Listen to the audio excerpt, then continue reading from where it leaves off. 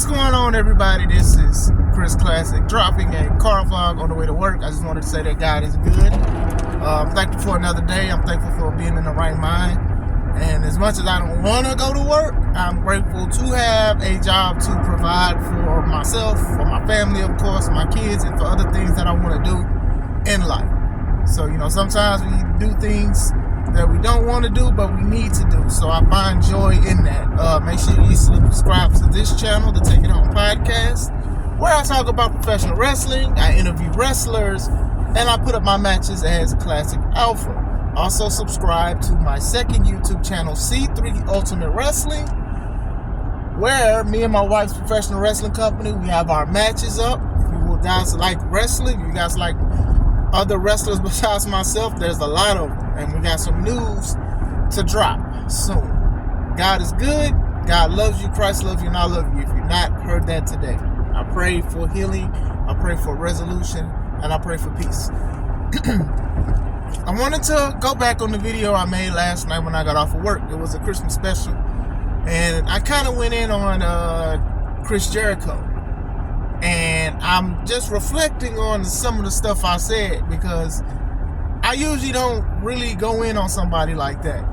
So I'm trying to say, did I go too far? Was I wrong? Or anything like that? And I truly don't think I'm wrong. I have nothing against him. I don't know him. I just don't like some of the antics, even when he was in AEW. Now, I understand. This guy is very popular. One of the most popular wrestlers of all time. A lot of people mold their moveset, their promos, psychology after him. They do. So when he went to AEW, he was one of the selling points outside of Cody, to me, was Jericho, because when he did go on that podcast, on Bubba Ray's podcast, the name escapes me, but he was there for about an hour or so talking about the company and things like that, and it was a good selling point. I'm saying this because I don't want people to just think I just think he's just an ex-WWE guy that's just this. Nah, I know the history for the most part. That was one of the reasons. I usually do not listen to interviews like that unless it's bits and pieces. I sat and I watched the whole thing. And he really sold me on AEW. Now, I would have still watched it regardless, but sometimes some people can be a hook, line, and sinker. They was doing a worldwide tour, getting interviews and stuff like that. A lot of the wrestlers and things. And Jericho was in the forefront of it. Even him winning the belt against Hangman Page to be the first AEW champion. I didn't like it, but I definitely understood it because he was the popular star. So I want to put all of this out there before I go forward. So, my issue is Jericho is supposed to be a locker room leader, but I feel like he's not. I just feel like he's just doing something with the power that he has, or the influence that he has, and I think that it's not good. I do think that some stuff is hit or miss. He calls himself a lot of nicknames. And I'm sick of the nicknames and things like that. And when he wants to wrestle, and I hate saying it like that, when he actually wants to wrestle, he is still great in the ring. It's just when he tries to keep up with stuff that he shouldn't have to keep up with. You don't have to. You're the older guy. You're the vet. You can slow it down. You can pace it. That's what makes you a great worker. And I know he's a great one. It's just that, I don't know, man. I don't know. I just feel like he tries to shoehorn himself in stuff that he don't need to be shoehorned in, like the NDA situation. If you are a leader and stuff like that, you don't post about that, because one, it's an NDA. You don't want to tamper with anything that is not supposed to be disclosed anyway. So you move on from that, and then you say, everybody worry about your stuff. Worry about how we're going to make this company number one. We're not going to talk about, I didn't sign an NDA because it's on Twitter. Now, I will say I probably was wrong about saying that nobody was asking for Chris Jericho's opinion, because I'm sure Jericho has fans that ask him about everything about AEW. So let me say that I think that was only wrong on that part when it comes to the Jericho rant. But going back into the situation, it's just something that a locker room leader doesn't do. Calling another guy who was employed at the time of cancer, that's extreme for me. But I can definitely understand why he said that or whatever like that, because of everything that CM Punk said. And like I said before, I agreed with him. He was right. he was just wrong for doing it in the public like the way he did. So that is something that takes away from the company and something that people from the company cannot get back. And when I say that, that means that AEW could make 1 million views or whatever like that, but there's always going to be somebody or someone or some interview or some content creator that is going to make a video or bring a brawl out. Despite the fact that, from the most part, from what I remember, it was a pretty decent card. But, we all remember that part. So I don't think rehashing that, saying, oh, well, I didn't sign one, and then Stephen P. News saying, oh, well, try me. That's not good. And then even having Cornette on you. Now, I know, like I said, I do listen to Cornette or whatever like that, but still, I don't think this was a good thing, as you're supposed to be a locker room leader. Like, you guys talk about how, allegedly that Moxley and Jericho are locker room leaders, and they try to help people get better with stuff, and I can understand that. I think every locker room needs one. When I do C3, I got a lot of vets. I got C-Red who would help with people. I got other people, like most of the guys that I book and women, they already had a mindset for wrestling, so I don't have to have, like, per se, like, any order, but anybody can ask them anything, or they'll try to say, hey, we should do this, and we could work as a cohesive unit. Like, you have to have that, because as an owner and a booker and a promoter, you are trying to set up, make sure everything's good, make sure the food is nice, make sure the crowd can see, make sure everybody's safe, make sure your wrestlers are safe and taken care of. So sometimes you do need, like, let's say, supervisors and the division managers if you want to, or even regional if you want to, if you're that big enough to have them. So I definitely understand, but when you have somebody that's Jericho that just does this,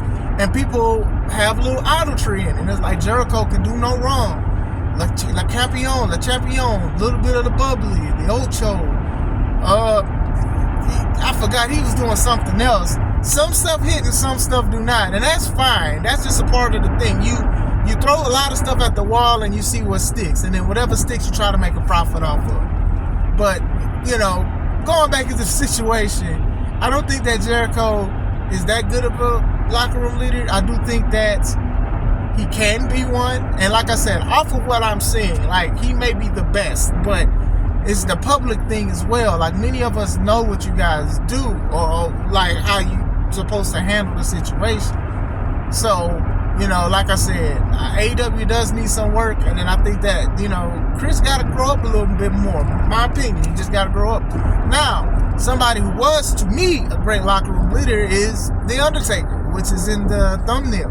Now, I do know that a lot of people have thrown Undertaker in the fire because last year, or was it this year, he was saying back in the day, we weren't playing video games in the locker rooms. We had guns, sticks and stones and chains and all kind of stuff, and knives and shanks, because basically they was protecting themselves, and they also had to protect the business, because you couldn't really go to a wrestler and say, hey, this is fake, or try to be disrespectful to him. Like, you could not do that. Like, that was a no-go. Like, even when you look at shows like Tales from the Territory, how Lawler and a lot of the guys from the Southern Territories would wait for guys to come outside to pop them in the mouth for talking crazy. You know what I'm saying? Like, and fans used to bring guns. Like, even looking at the story of Junkyard Dog, who was supposed to sell that he was blind, and somebody was mad that somebody blinded him. I forgot who it was.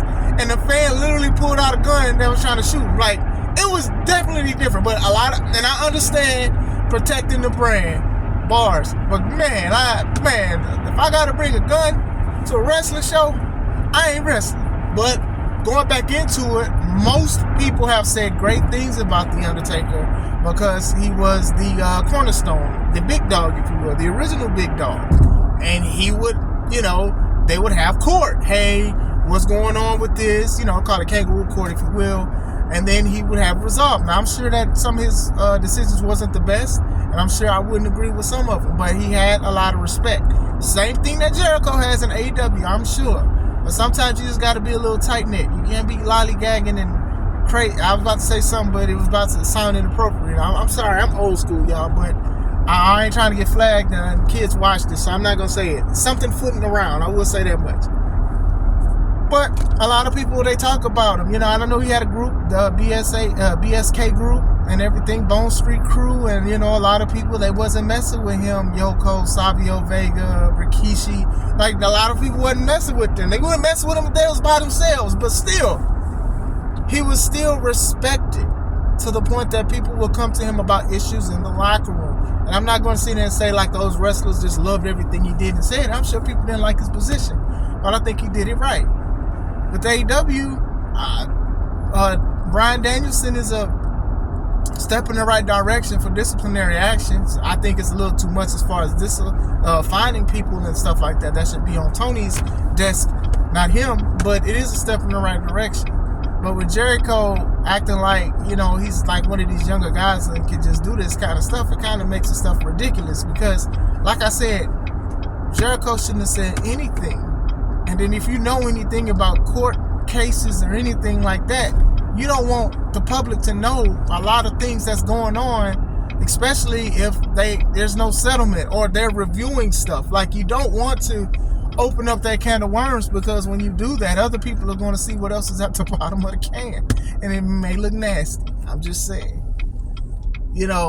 Jericho, I think he has a podcast and stuff like that. Maybe he wanted to save what went down so he could speak on his podcast, because to be honest, even if he's lying through his teeth, people are going to subscribe. They're going to watch it. They're going to cut audio. They're going to cut video and stuff like that. They're going to run with what Jericho says, even if it's right or even if it's wrong, because that's just how the world is. And that's even just outside of wrestling.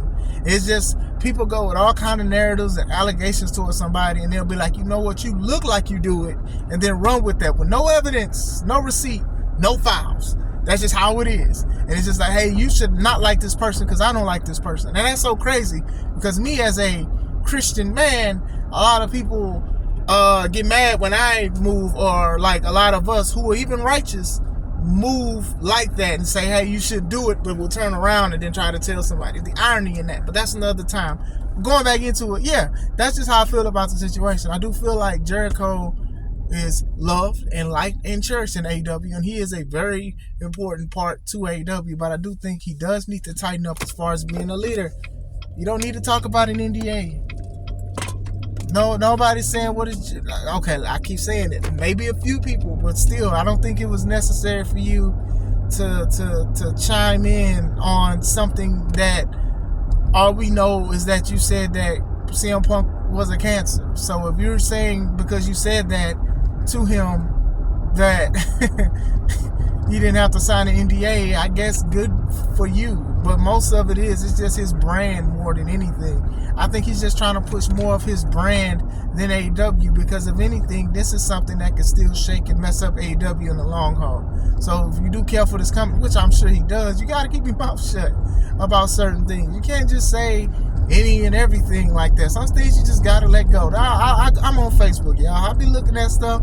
I be disagreeing. People just be running with narratives. Some people was indoctrinated. Some people be lying. Some people just be motivated by anger. And I just be like, you know what? I'm going to just scroll past this, because some of this stuff, they're not asking me, and I can scroll, I can block, I don't have to consume that. I don't have to look at that or review that. And that's what Jericho should have did. I'm sure Jericho dodges and don't answer a lot of tweets when people tweet him or message him, I'm sure, but this was one of those ones he should have just scrolled. He just should have scrolled. You know what I'm saying? What do you guys think, dog? Y'all think that he's a good locker room leader?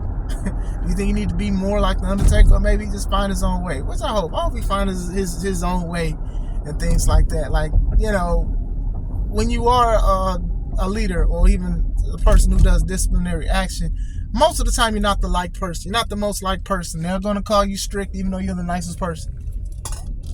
It's like first time you say no, it's like you never said yes. And that's just what it is in life or with anything. Like, people just don't like to be told what to do.